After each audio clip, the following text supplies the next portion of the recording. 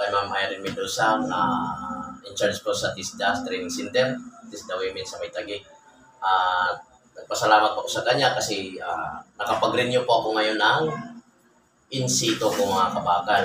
Yung renew ko po ngayon in situ, bali 4 po siya mga kabakal.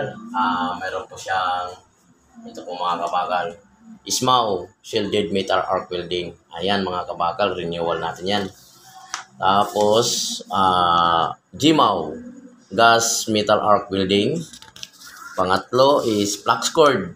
Ayan, IFCO Process, Flux Cord Arc Welding. Ang pang-apat naman is Gitaw, Gas Tungsten Arc Welding. Ayan mga kabakal, maraming salamat po mga kabakal. Kung gusto po nyo magkaroon ng in situ o renewal, pwede po kayo pumunta doon sa TISDA Women.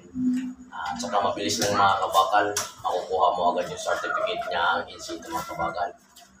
Maraming salamat po mga kabakal. See you next video. Thank you.